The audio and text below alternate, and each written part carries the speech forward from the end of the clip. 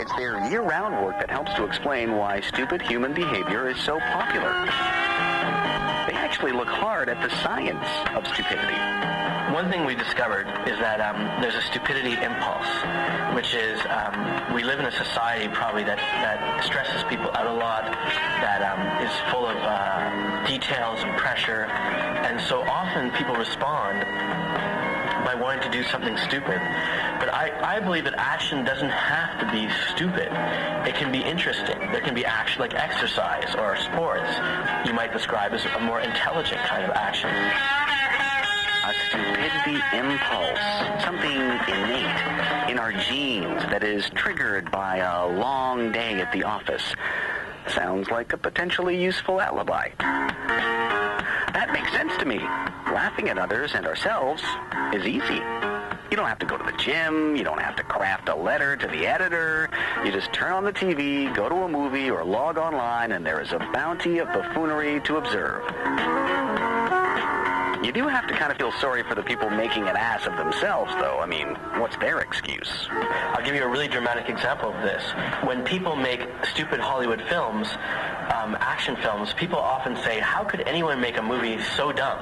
Well, there's a very good reason for that. If your film is all action and very little dialogue, well, guess what? It's very easy to translate into other languages. People in China or Uganda will understand exactly what's going on in your movie. Somebody is punching another guy in the face. They don't require subtitles or a sophisticated understanding of dialogue to get it. So by making a movie that's really dumb, very action-oriented, you have the potential of a huge world market.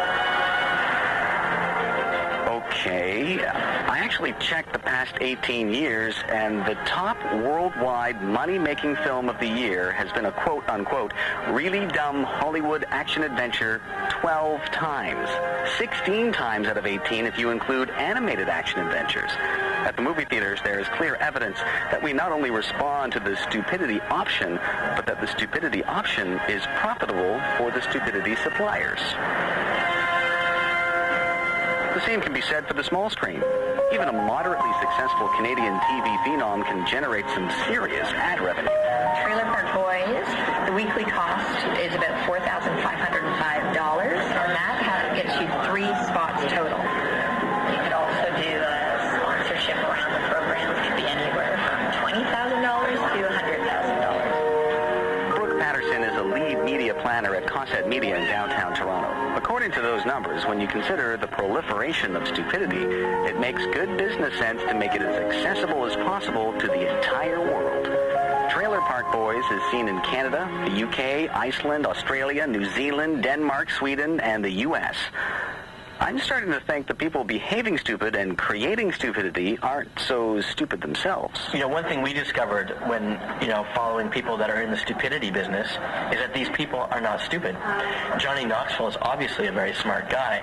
People say that Jessica Simpson, for example, who, made her name being stupid, apparently has a very high IQ.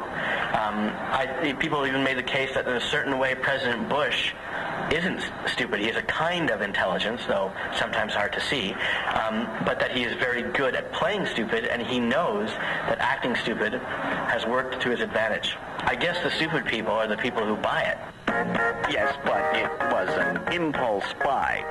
Anyway, Albert, one of the people who create stupidity, estimated that the net worth of the stupidity business was in the billions.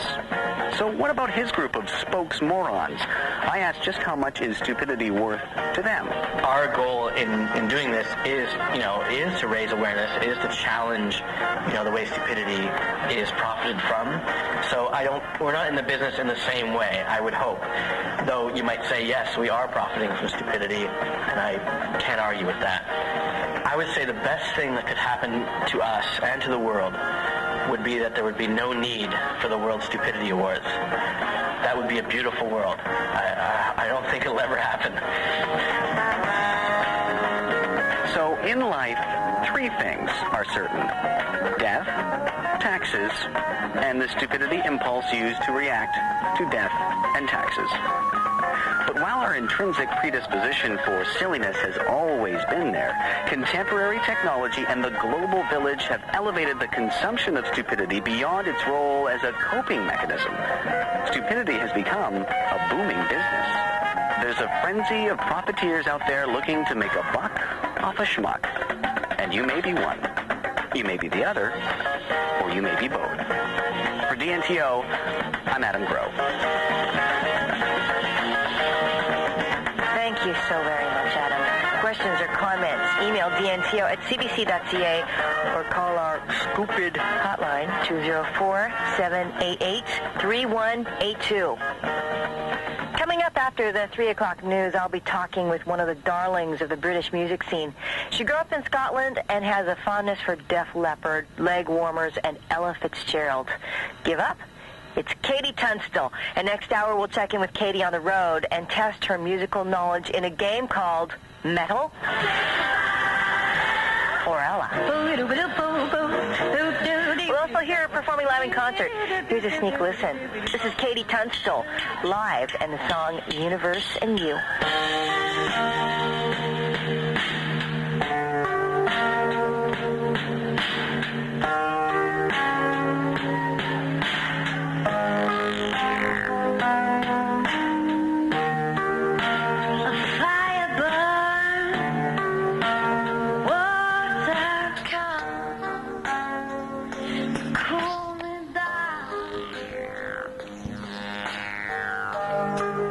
When I'm cold inside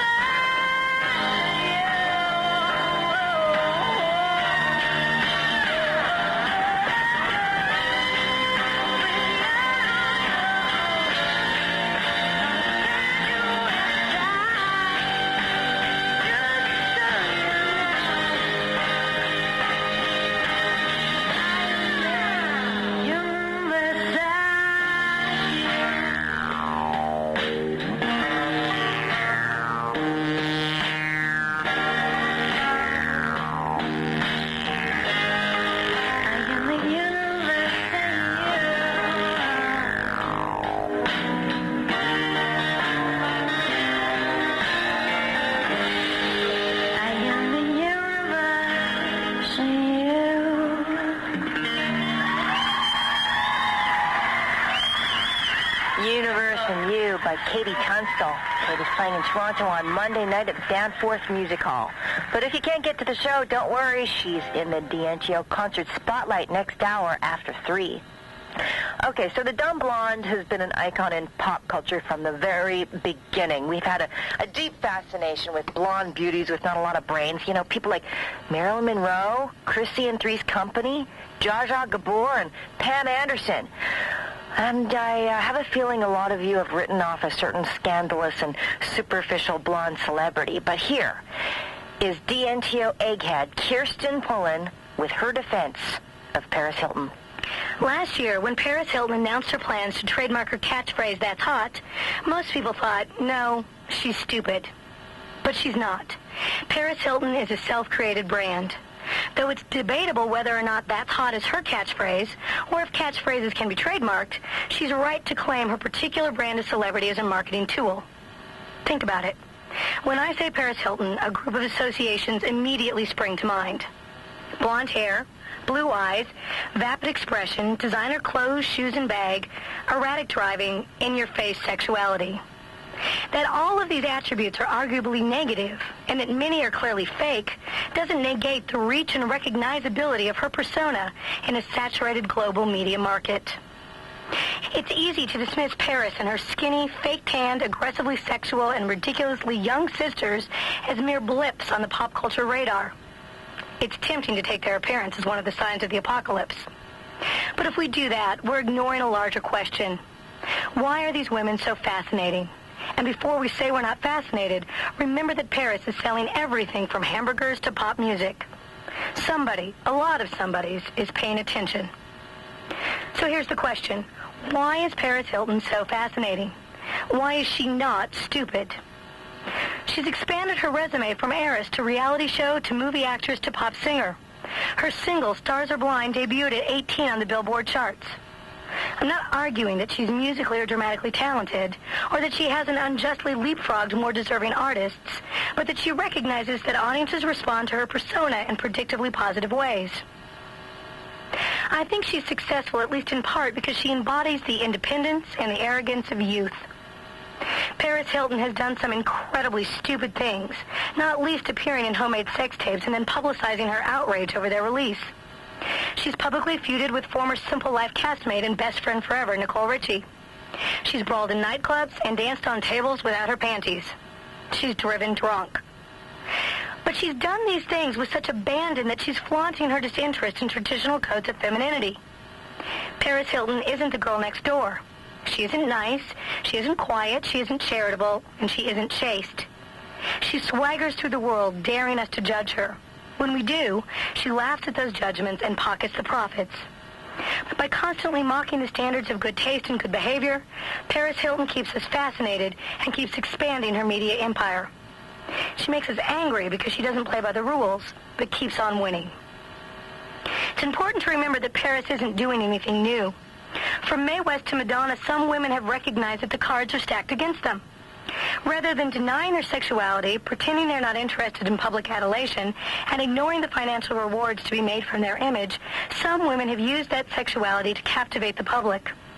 I said earlier that Paris is obviously fake, and that's part of her power as well. We don't see the real Paris, but a persona that's been created for our enjoyment. And if we don't see Paris's intelligence in creating that persona, and the power she wields by manipulating it for her audience, then we, like the stars she sings about, are blind.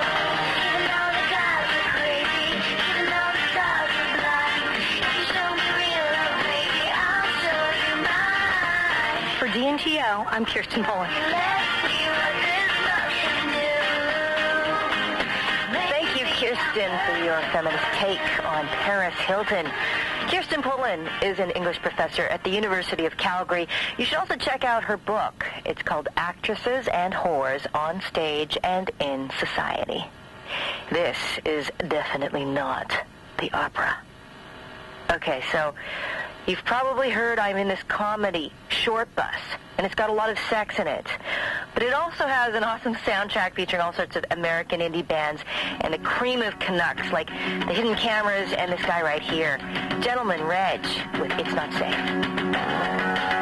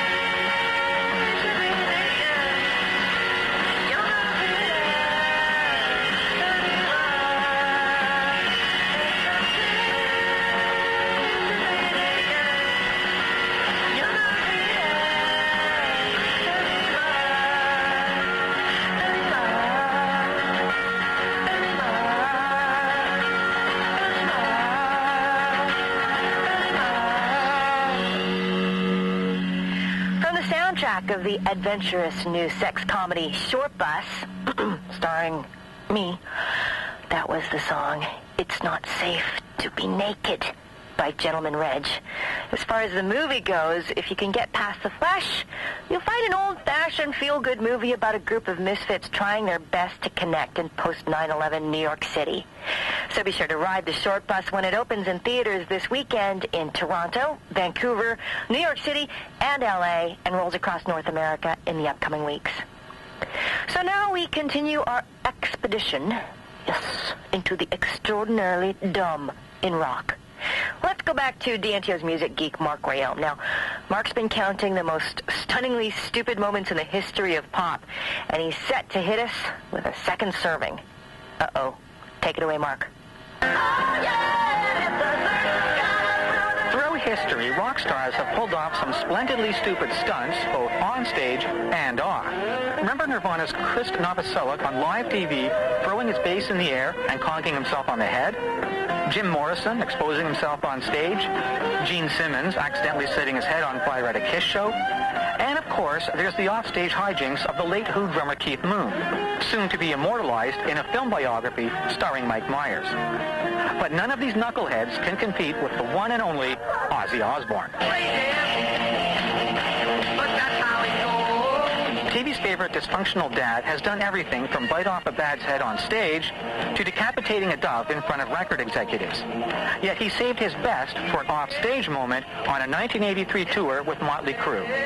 But before we get to that twisted tale, a warning for sensitive ears. Danger, danger, gross out ahead. During a break in Lakeland, Florida on the 83 Bark at the Moon tour, Ozzy and the members of Motley Crue held a Can You Top This gross out contest. Ozzy, hanging poolside, in a dress, held his head to the ground and with a straw up his nose, snorted a line of ants. He then peed on the ground and lapped the mess up like a cat. As bad as that was, things got only worse. According to legend, Motley Crue's Nicky Sixx attempted to match Ozzy's peen stunt, but only got as far as relieving himself before Osbourne got down on hands and knees and, well, lapped up Nicky's discharge as well. The entire Western world is glad Ozzy's every waking moment wasn't being shown on reality TV in those days. But the whole story made Motley Crue's biography The Dirt, Confessions of the World's Most Notorious Band, and has earned a spot on our wrap-up of the all-time dumbest moments in rock. I'll be back with another batch of boneheadedness later this hour, if you can stand it. Thanks, Mark. I think. You're listening to DNTO. I am Sook-Yin Lee. And joining me now in the studio is Jill Barber, who just released a brand new album this week. It's called For All Time. Hello, Jill. Hey, Sook-Yin. Okay, so today we're talking all about, being stupid. I don't know anything about it. Oh, no, me neither. Me neither. Next question. So in all the gigs you've played, in your career music path, what was one of the most stupidest moments? I played a gig in Saskatoon. It's the only time I've ever played Saskatoon. There weren't a lot of people there at this show, but there was one really stupid guy in the audience. And for whatever reason, he really wanted me to play Louie Louie. He was hung up on having me play Louie Louie. I'm up on stage. You're doing your beautiful singing trills. And afterwards, he came up to me and he sort of apologized. He had read some article that any musician who's worth their weight, talented, when they're up on stage, if somebody calls out and requests Louie Louie, they should be able to play it. That was the test by which he measured a true musician. Sounds like an incredibly stupid moment. It was a totally stupid moment. Sounds very awkward, too. I kind of like it in a sick way. Hey, you're known for collaborating with a lot of artists. Who is one of the best collaborators? Well, I collaborated with a pretty awesome singer with this new record, and that would be Jim Cuddy. He sang on a song on my record. From Blue Rodeo? From Blue Rodeo. Yeah, what happened? You're really smiling there, thinking about Jim Cuddy. Why were you loving collaborating with Jim Cuddy? I've been listening to Jim Cuddy for years, and it was just, it was a bit of a thrill. He's, he's an extremely charming, handsome man as well. Dude is growing up, like, he came on DNTO the other day, and I was like, well, who are you, Charlie Watts? Like, out of all the Rolling Stones, it was only Charlie Watts looked better and better as the years. Yeah. He's sort of he's like Canada's Chris Christopherson. Absolutely. I couldn't agree more. He's in it. I heard good bone structure. I heard how old he was, and I couldn't believe it, actually. So he's one of the best collaborators because you were hot for Jim Cuddy. Yeah, okay. No comment. If you could see the picture, you would see an increasingly red face on Jill Barber. It's true. You're going to be playing a song from your new album, For All Time. What's the song, and what's going on there? This is a song that I wrote. I'm trying to remember the exact circumstances. I remember it was a kind of a chilly evening in Halifax, and I was sitting next to a drafty window, which was in my bedroom, and I sat on the edge of my bed, and I was trying to write a song, and I was heading down to Austin, Texas. I was looking forward to the South by Southwest Festival, and I was looking forward to the warmer weather, and I remember just trying to sit down and write a song that was kind of like a hot song, I just wanted to write a song that was... like temperature-wise? Yeah. Well, that, yeah. Or the other hot. Or otherwise. Really? The Jim Cuddy type of song. What is the song called? The song itself is called When I'm Making Love to You. Oh, okay. It is that kind of hot. Okay, let's hear it.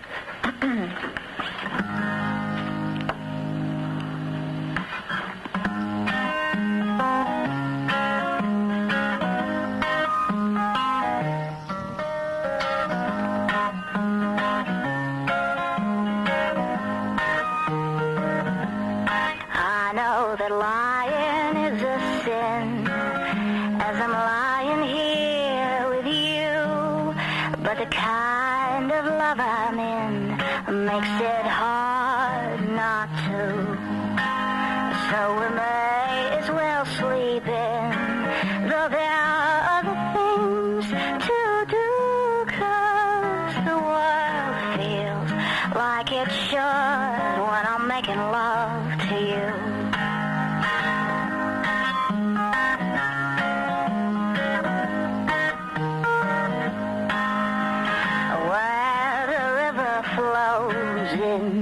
To the sea, only heaven knows how your love, it flows through me.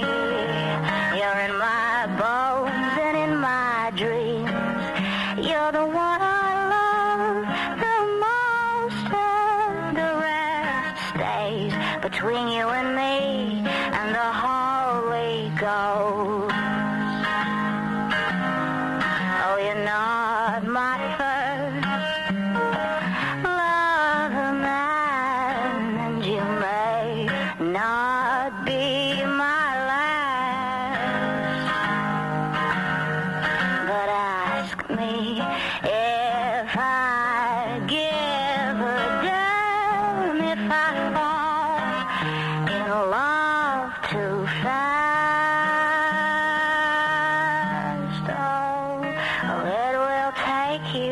With the tide, it may move you far and wide. Me, I'm happy just to be here by your side. Oh, the world is cold, and the winter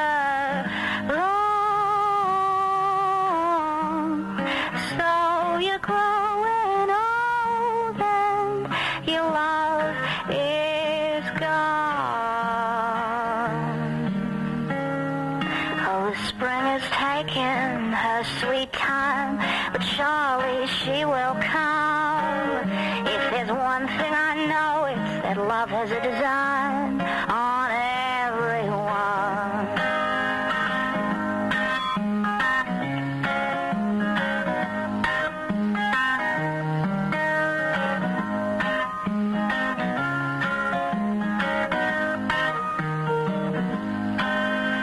I don't know why the world is spinning round. The sky is blue. I don't know how you are the one that I found, but I'm happy that the world goes round when I'm making love to you. Yeah, life is sweet and God is good when I'm making love to you. Yeah, this old world feels like it should when I'm making love to you.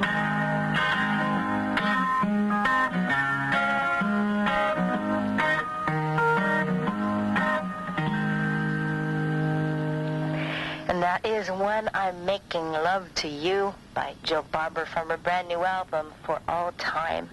I feel warmer. Good. Definitely a hot song. Thank you.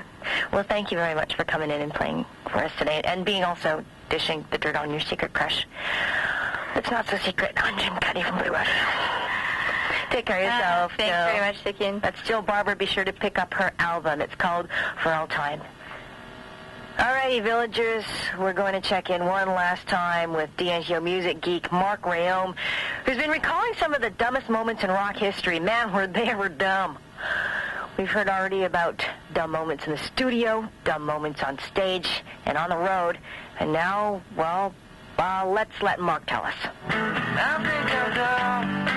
It's one thing to be stupid in the studio and another to be obtuse on stage. But only a few performers can claim to be among the dumbest overall. From guys leaving bands just before they break big, to people whose entire career was a joke, that means you, Milli Vanilli, boneheadedness of this sort knows no bounds. But there's one performer who outshines them all, and he did it by breaking one of the biggest rules in the fickle business of pop. Never keep your audience waiting too long. Bands like Boston and Dire Straits have infamously taken ages between albums, but neither of those acts can top the dozen years and counting that have passed while the world waits for the next album from Guns N' Roses. This long-awaited disc, allegedly titled Chinese Democracy, has been in the works since 1994. The New York Times has labeled it the most expensive album never released. To put it more bluntly, Rose has spent a dozen years and millions of dollars fine-tuning a GNR album that still hasn't been released. Meanwhile, he does dumb things like pull a no-show for the band's concert in Vancouver, causing a riot. One thing's for sure, when Chinese Democracy does appear, it will be scrutinized like few other projects in the entire pantheon of pop. I can just hear the critics now. It took 12 years to produce this? Whatever its ultimate musical merits, Chinese Democracy has made Axl Rose our pick for the dumbest overall rocker. And with that, I think my head is sufficiently stuffed with stupid. For DNTO, I'm Mark Rayome. Dum, dum, dum, dum. Thank you, Mark. So there you go. Some of the dumbest moments in rock. We'll return right after the news and weather with Scottish songwriter supreme Katie Tunstall. She hits center stage with a live concert. We'll be right back in 5.5 minutes.